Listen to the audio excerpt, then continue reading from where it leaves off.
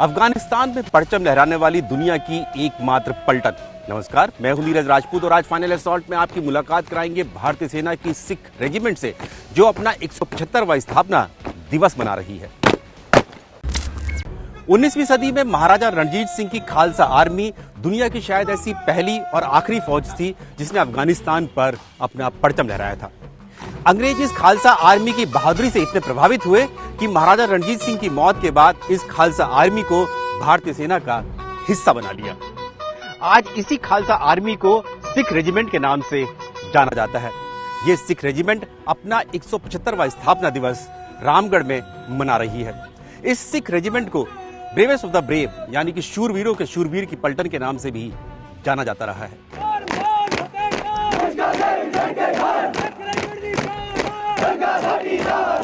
जहाँ तक सिख रेजिमेंट और अफगानिस्तान का रिश्ता है, इट डेट्स बैक टू महाराजा रणजीत सिंह सेरा, क्योंकि महाराजा रणजीत सिंह के जो आर्मी के रेमिनेंट हैं उससे सिख रेजिमेंट को रेज किया गया था और ये रेजिंग हुई थी 1846 में। इस तरीके से 175 साल हमारे अब जाके पूरे हो रहे हैं। जहाँ तक एंग्लो अफगान वॉर की बात है, 3 बार ये कैंपेन लड़ा गया। पहला 1839 में, दूसरा 1878 से 1880 तक और तीसरा सन 1919 में। पहला जब ये अफगान कैंपेन हुआ था उस समय Sikh regiment British India army का हिस्सा नहीं थी, बट सेकंड जब कैंपेन हुआ था 1878 का, उस दौरान बहुत सारे यूनिट्स, खास तौर पे फर्स्ट सिख, सेकंड सिख और थर्ड सिख इस कैंपेन का हिस्सा था। अब ये कैंपेन शुरू क्यों हुआ? अगर आपको याद होगा 1878 में जब रशिया ने टर्की को हराया था, ओटोमन एम्पायर को हराया था, तो एक कॉन्फ्रेंस हुई थी, बर्लिन कांग्रेस जिसको कहा जाता है। एंड पूरे विश्व में सारे फसाद की जड़ बर्लिन कॉन्फ्रेंस को माना जाता है, क्योंकि ये मेडिटेरियन के देशों को बांटने का काम इसमें किया गया था, जिसके वजह से 1912, 1913, 1914 में बाल्कन क्राइसिस हुए थे, बाल्कन फर्स्ट और सेकेंड वॉर हुए थे, जिसके इफेक्ट से फर्स्ट वर्ल्ड वॉर हुआ, जिसके इफेक्ट से सेकेंड वर्ल्ड वॉर हुआ, और आज जो कोल्ड वॉर और जिस तरह की परिस्थिति बनी है, सबका ठीकरा उस कॉन्फ्रेंस पे ठोका जाता है। अफगानिस्तान में भले ही आज तालिबान का राज कायम हो गया हो, वहां से भारतीय नागरिकों के साथ साथ गुरु ग्रंथ साहिब को भी सुरक्षित वापस लाया गया हो, लेकिन एक समय ऐसा भी था जब सिख रेजिमेंट ने अफगानिस्तान के दो बार दांत खट्टे किए थे। पहली बार 1880 में और दूसरी बार 1919 में। अफगानिस्तान को हराने के लिए सिख रेजिमेंट को अफगानिस्तान के बैटल ऑनर का सम्मान मिला था।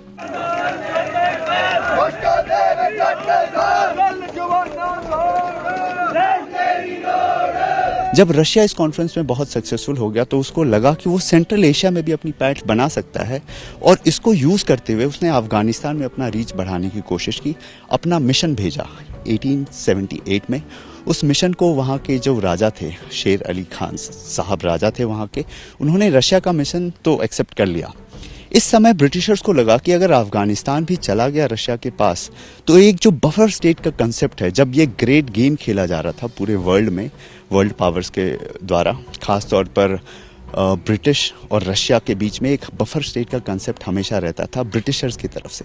तो जब उन्होंने देखा ये बफर स्टेट ये बनाने में सक्षम नहीं हो पा रहे हैं, तो इन्होंने भी अफगानिस्तान में अपना मिशन भेजा और उस मिशन को एक्सेप्ट करने से इनकार कर दिया वहाँ के राजा ने। तब ये डिसाइड किया गया कि एक कैंपेन के तौर पर लड़ा जाए, अफगानिस्तान को कब्जा किया जाए, जो कि एक बहुत मुश्किल टास्क था, और इसलिए ऐसे चुनिंदा यूनिटों को, जिसमें शामिल थी फर्स्ट, सेकेंड और third battalion of Sikh regiment, इनको लिया गया।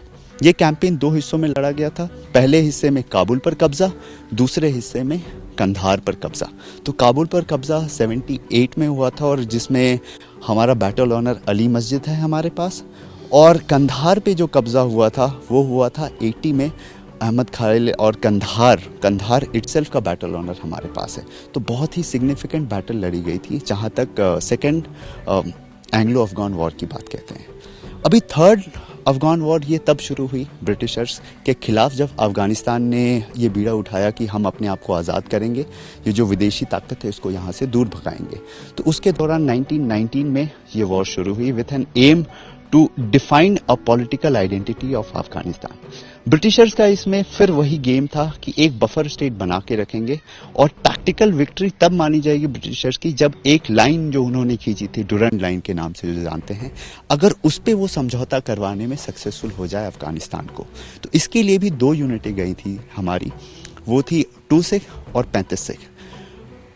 इन दोनों यूनिट के कंट्रीब्यूशन के मदद से ब्रिटिश इंडिया ने अफगानिस्तान को डुरंड लाइन को मानने के लिए विवश कर दिया और इस तरीके से ब्रिटिश इंडिया की टैक्टिकल विक्ट्री हुई। ये जो सिख सोल्जर थे वो अंग्रेज़ों के टाइम पर जैसे एंग्लो सिख वॉर्स हुए हैं, उसके बाद अंग्रेजी संसद ने उस समय ये समझा कि ये एक रेस है जिनको अगर वो अपने साथ रखे तो उनको जो इंडिया जो उस समय भारत की जो नॉर्थ वेस्ट और नॉर्दर्न बॉर्डर्स है वहाँ पे उनको वहाँ की जो पठान ट्राइब्स और उनको जो काबू रखने के लिए यही एक रेस है जिसको वो इस्तेमाल कर सकते हैं। इसी दौरान उन्होंने सिख रेजिमेंट की बटालियंस रेस किए। पहले फर्स्ट सिख और सेकंड सिख 1846 में रेस हुए थे और सब्सिक्वेंटली 6 बटालियंस तक रेस हुए थे जो फाइनली 10/11 सिख रेजिमेंट बना था। और उन्होंने इन बटालियन से उन्होंने अपने जो कैंपेन्स है अफगानिस्तान के खिलाफ, ये पूरे कैंपेन्स में इन्होंने सिख ट्रूप्स को इस्तेमाल किए थे। और अफगानिस्तान का भी आप इतिहास अगर देखोगे, यही टाइम है जिस टाइम में जो ब्रिटिश अफगानिस्तान की ओर चले गए थे, वही टाइम है जिस टाइम उनको वो जो वहाँ की जो ट्राइब्स हैं उनके ऊपर वो काबू खा पाए और सम अमाउंट ऑफ स्टेबिलिटी वहाँ पे इस दौरान जो है रहे हैं। तो ये एक इसमें सिख सोल्जर्स की एक बहुत ही अहमियत कंट्रीब्यूशन है, जो आप उस समय की बैटल ऑनर्स देखोगे और जितने भी Victoria crosses and all award किए हैं उसमें जितने सिख जवान सिख सोल्जर्स को जो मिले और उनकी जो ऑफिसर्स को जो ब्रिटिश ऑफिसर्स एंड ऑल उनको कमांड कर रहे थे उनको जो मिले हैं, यही एक एग्जाम्पल है। और यही इसी में ये प्रूव करता है कि सिख सोल्जर्स की जो क्या कंट्रीब्यूशन थी उस समय अफगानिस्तान की जितनी भी लड़ाई अफगानिस्तान में हुई। साड़ागरी जो एक पोस्ट था वो एक सिग्नलिंग पोस्ट था फोर्ट लोखंड और फोर्ट गुलिस्तान के बीच में। जो ट्राइबल्स थे अफरीदी और अकाजी, इन्होंने कोशिश बहुत की कि इन दोनों फोर्ट में से किसी एक के ऊपर कब्जा कर ले और रन थ्रू कर जाए समाना रिज को, लेकिन ये नहीं हो पाया क्योंकि वहाँ पे फौजी टुकड़ी ज़्यादा थी। साड़ागरी में कुछ 21 कॉम्बेटेंट्स वहाँ मौजूद थे। 21 के बारे में तो हम सब जानते हैं, एक 22वें नॉन कॉम्बेटेंट भी थे, भाई दाद। भाई दाद की कहानी ऐसी है कि वो लोकल से ही हायर किए हुए थे, मतलब वो अफरीदी और अकाजी ट्राइब से ही ताल्लुकात रखते थे। और लड़ाई शुरू होने के पहले हवलदार ईशर सिंह ने उनको ऑप्शन दिया था, क्योंकि आपके ही लोग हैं और आप हमारे साथ हैं, आप उनके साथ चले जाइए, आपकी जान बच जाएगी, क्योंकि हम तो यहाँ लड़ाई करने के लिए हैं, पोस्ट छोड़ने के लिए नहीं है, आखिरी दम तक लड़ेंगे। तो इसी वजह से साड़ागरी की लड़ाई में 21 का नाम आता है। लेकिन भाई दाद ने ये फैसला किया कि नहीं, चूँकि हम आपके साथ रहे हैं, आपकी इस पोस्ट की रखवाली की है, सफाई की है, देखभाल किया है, तो मैं भी लड़ूंगा, नहीं कुछ तो मैं एम्युनिशन ढोऊंगा, पानी पिलाऊंगा, लड़ाई में मैं भी शामिल होऊंगा। इस तरीके से battle of Saragarhi last bullet, last man, last stand का एक एपिटॉम कह सकते हैं। और ऐसा एग्जाम्पल हिस्ट्री में और कहीं देखने को नहीं मिलता। तो प्रेरणा स्रोत तो है ही कि कुछ भी हो जाए हम अपनी ज़मीन छोड़ेंगे नहीं। और वो कहते हैं ना, शुभ कर्मंते कब हूँ न डरूँ, ना डरूँ अरसो जब जाए लड़ूँ, निश्चय कर अपनी जीत करूँ। ये उस भाव को भी चरितार्थ करता है। पुरजा पुरजा कट मरे कब हूँ ना छाड़े खेत, कुछ भी हो जाए अपनी खेत, अपनी सरजमीन जहाँ पे हम मौजूद हैं उसे कभी नहीं छोड़ना है। तो इसको ये चरितार्थ करता है।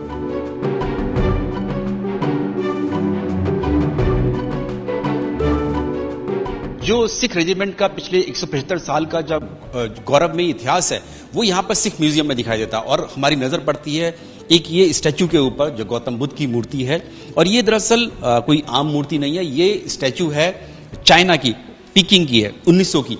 उस वक्त जो बीजिंग कैपिटल है चाइना की, उसको पीकिंग के नाम से जाना जाता था, क्योंकि जो सिख रेजिमेंट है वो 1900 में गई थी, चीन में गई थी और वहां पर भी अपने कैंपेन्स किए थे। बॉक्सर रेबिलियन यानी कि बॉक्सर विद्रोह हुआ था, उसको दबाने के लिए सिख रेजिमेंट को भेजा गया था। महात्मा बुद्ध की जो स्टैचू है ये भेंट स्वरूप दी गई थी, सिख रेजिमेंट को दी गई थी, क्योंकि सन 1900 में चीन में एक बड़ा विद्रोह हुआ था और वहां पर डिप्लोमेट फंस गए थे। उस कैंपेन को सक्सेसफुल कैंपेन के लिए, सफल कैंपेन किया था सिख रेजिमेंट ने, उसके लिए ही ये भेंट स्वरूप मिली थी। और इसीलिए अगर हम लोग देखेंगे जो सिख रेजिमेंट के जितने भी बैटल ऑनर्स लिखे गए हैं उन सब में चाइना का नाम भी है, और ये देखेंगे चाइना है, उसमें अली मस्जिद, अफगानिस्तान, कांधार, ऐसी ऐसी जगह पर जाकर सिख रेजिमेंट ने अपनी लड़ाई लड़ी। और इसीलिए ये कहा भी जाता है कि जो बोले सो निहाल, जो युद्ध घोष है सिख रेजिमेंट का, वो चीन से लेकर अफगानिस्तान और अफ्रीका से लेकर यूरोप और करगिल युद्ध तक सुनाई पड़ता है।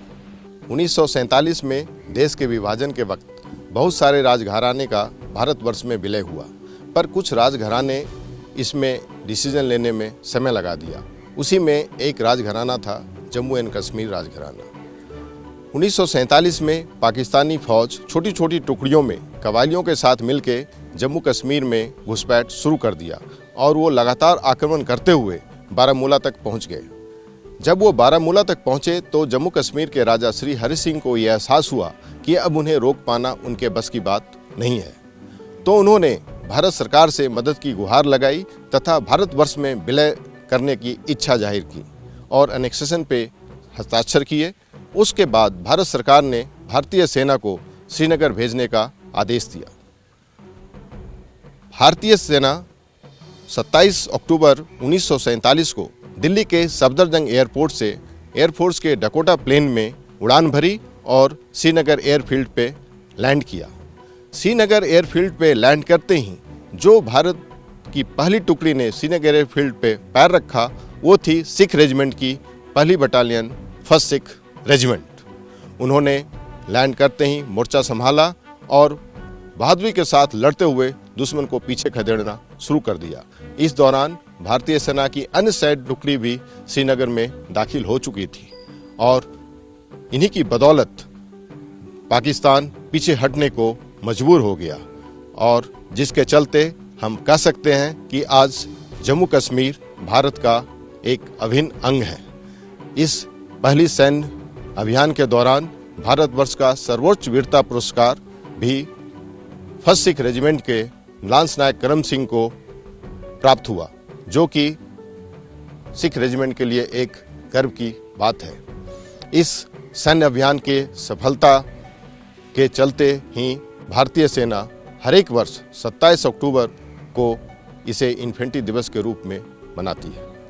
सिखों का इतिहास गवाह है कि उन्होंने हमेशा अपनी सेल्फ रिस्पेक्ट और ह्यूमैनिटी का ध्यान रखा है। सिखों ने जब भी लड़ाई में हिस्सा लिया तो उन्होंने बड़ी बहादुरी और साहस के साथ वहाँ अपना उनके पर कब्जा किया। सिखों को हमेशा घर से ही मतलब देश के प्रति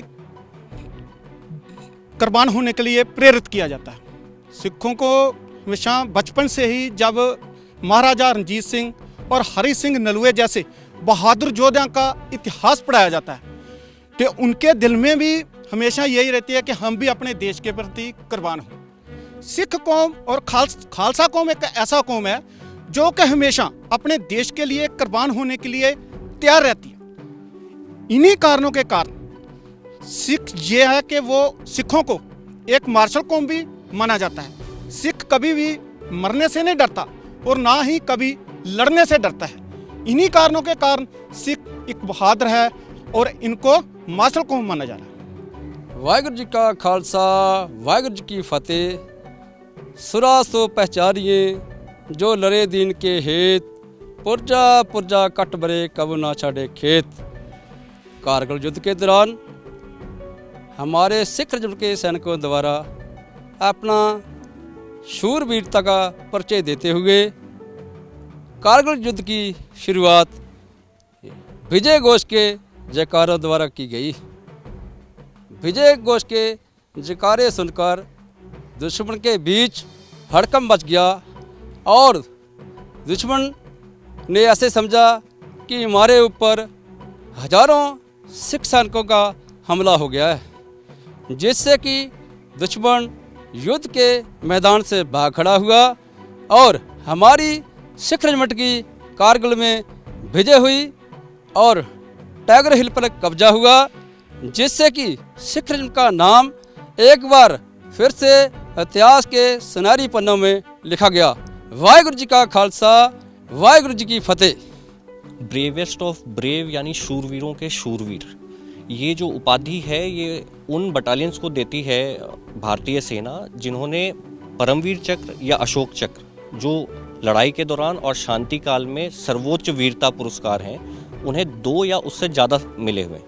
तो सिख रेजिमेंट की 2 बटालियंस, फर्स्ट सिख और सेकंड सिख, दोनों को ब्रेवेस्ट ऑफ ब्रेव यानी शूरवीरों के शूरवीर के इस सम्मान से नवाजा गया है। इसमें जो फर्स्ट सिख है वो भारतीय सेना की पहली यूनिट थी जिसे ब्रेवेस्ट ऑफ ब्रेव की उपाधि दी गई थी। इसमें फर्स्ट सिख के 3 शूरवीर हैं, जमादार नंद सिंह जिन्हें विक्टोरिया क्रॉस और बाद में महावीर चक्र, और लांस नायक करम सिंह जिन्हें परमवीर चक्र, इन दोनों को 47 के ऑपरेशंस में मिला, और सूबेदार जोगिंदर सिंह जिन्हें 1962 में इस परमवीर चक्र से नवाजा गया था। जो सेकंड सिख है इन्हें 2 अशोक चक्र प्राप्त हैं।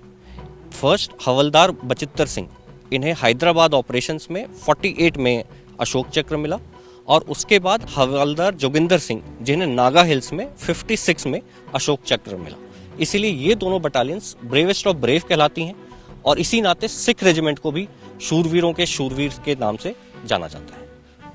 एक रिक्रूट जब हमारे पास आता है तो वो एक सिविल बैकग्राउंड से आता है और उसकी कुल ट्रेनिंग यहाँ पे 9 महीने की होती है। तो हमारे लिए एक चैलेंज होता है कि इस 9 महीने के अंदर हम उसे कैसे बेहतर तरीके से ट्रेनिंग दें जिससे वो एक बहुत ही प्रभावशाली भारतीय सेना का सैनिक बने। इसके लिए हमारे रेजिमेंट की ट्रेनिंग का सिद्धांत है संत सिपाही।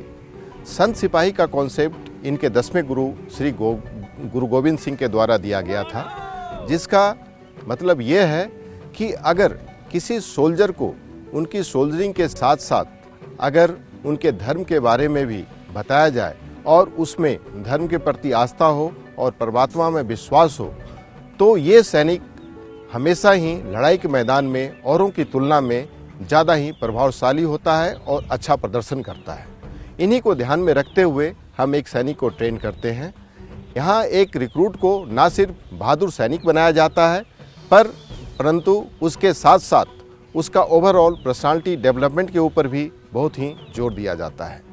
बेसिक ट्रेनिंग के दौरान उसको शारीरिक रूप से चुस्त, दिमागी रूप से मजबूत, हुक्मों का पालन करना, टीम स्पिरिट और कॉमरेडशिप के ऊपर सिखाया जाता है।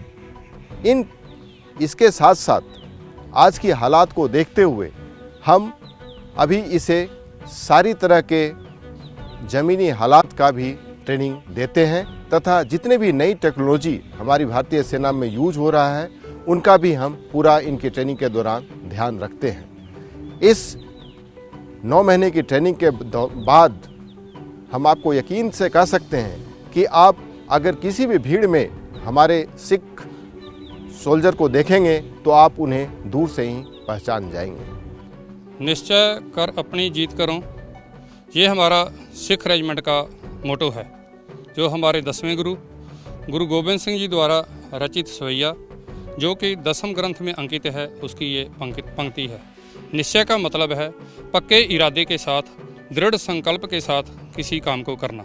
जब हम किसी भी काम को करने से पहले उसका पक्का इरादा बना लेते हैं, दृढ़ संकल्प ले लेते हैं, तो उसमें से हर हाल सफलता मिलनी ही होती है। तो इसलिए जब भी कोई ऑपरेशनल टास्क जाना होता है या कोई एक्सरसाइज जानी होती है तो उससे पहले हमारे जवान ये निश्चय कर अपनी जीत करों का सवैया पढ़ते हैं।